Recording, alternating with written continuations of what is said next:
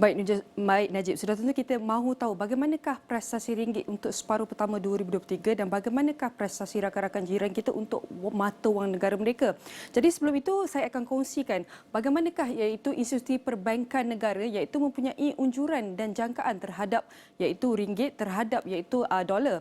Dan kalau kita teliti kat sini, kalau saya tunjukkan daripada list ini ada terdapat beberapa institusi perbankan asing. Kalau kita dapat teliti di sini ada JP Morgan Chase, Australia and New Zealand Banking Group, Nomura, Standard Chartered, termasuk juga dengan lain-lain di mana ada Mizuho Bank, OCBC. Di sini mereka meletakkan unjuran mereka iaitu ringgit terhadap iaitu USD pada suku ketiga dan suku keempat 2024. Dan apakah unjuran mereka kalau kita dapat lihat setakat ini?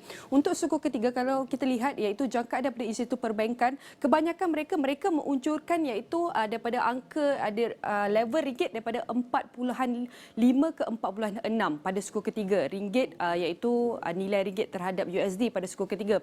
Manakala suku keempat pula lebih kurang sama iaitu jangkaan mereka ada yang kekal, mungkin ada yang naik sedikit, ada yang kurang sedikit tapi tidak jauh daripada paras 45 hingga 4.6.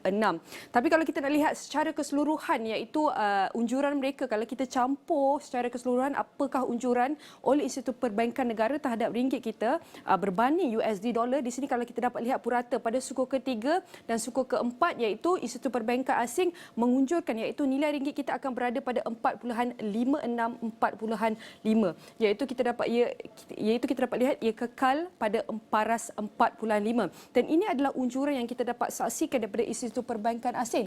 Dan sekarang mari kita lihat lebih terperinci bagaimanakah pergerakan iaitu prestasi ringgit kita daripada bulan 1 hinggalah bulan 6 untuk 6 bulan pertama iaitu separuh pertama yang kita dapat saksikan pada 2023. Dan saya akan mulakan dulu dengan prestasi ringgit yang akan saya kongsikan daripada trading economic. Seperti yang kita dapat teliti daripada data ini, draft ini.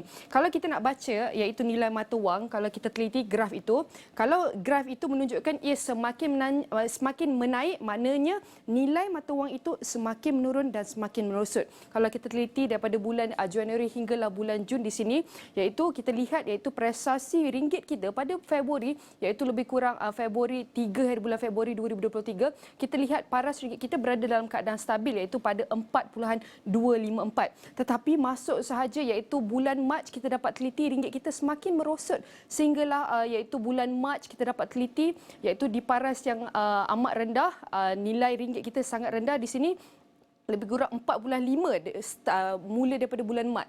Dan kita dapat lihat iaitu trend merosot kepada nilai ringgit kita apabila kita melihat graf ini kekal dengan trend meningkatnya sehinggalah kita dapat teliti sekarang iaitu pada 4.66.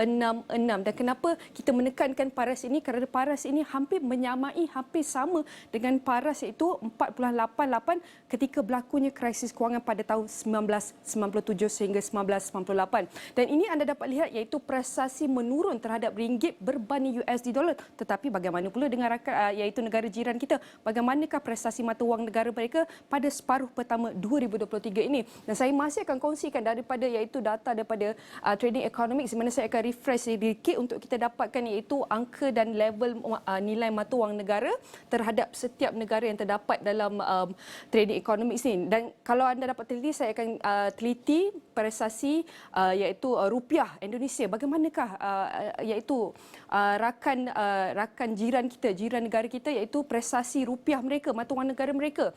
Dan kalau kita lihat ini adalah prestasi ringgit berbanding USD dolar. Kalau anda teliti daripada awal bulan kita lihat iaitu prestasi ringgit pada awal tahun iaitu sangat baik. Kalau anda lihat itu graf tu menurun menunjukkan prestasi rupiah, nilai rupiah itu berada pada 14951. Itu adalah prestasi yang agak baik. Namun pada masuk saja bulan Februari hingga ke bulan Mac kita dapat prestasi merosot terhadap rupiah sehinggalah ia mencecah angka paling teruk di tengah bulan Mac hingga April.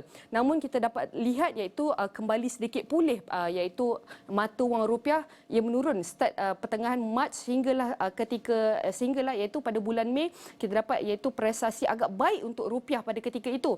Namun kita teliti daripada Mei sehinggalah Jun ia merosot sedikit saja, tak banyak, sehinggalah bulan Julai yang kita dapat teliti ketika ini iaitu jumlahnya nilai rupiah adalah 15020 dan ini adalah trend rupiah mata wang negara Indonesia di mana kita dapat teliti agak baik dan kini ia dalam fasa yang agak baik tapi ia dalam trend kekal iaitu tidak bergerak. Kalau kita lihat juga iaitu negara jiran yang lain bagaimanakah prestasi iaitu mata wang mereka dalam masa 6 bulan pertama pada tahun ini dan kita akan lihat pada Thai baht.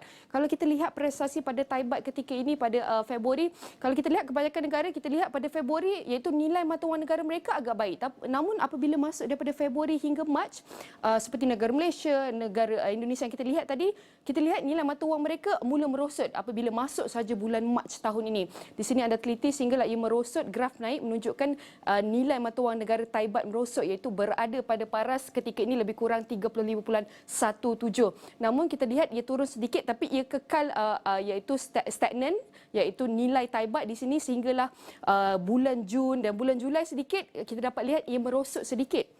Lebih kurang nak masuk hujung Jun tu merosot nilai Thai baht tapi pada waktu itu kita dapat lihat masuk saja awal bulan Julai ia sedikit mula ia turun kepada 35 lebih kurang 35.01 dan ini adalah pergerakan nilai mata wang negara yang kita dapat teliti daripada nilai ringgit iaitu rupiah dan juga Thai baht terhadap USD dollar ketika ini. So tentu Najib daripada data ini bergerak ke hadapan kita nak tahu bagaimanakah nilai ringgit ini apakah faktor dalaman ataupun faktor luaran yang menyebabkan prestasi ringgit kita menurun sehingga kini dan adakah ini akan berkekalan pada masa akan datang Najib, itu adalah persoalan utama yang bergerak ke hadapan. Okey.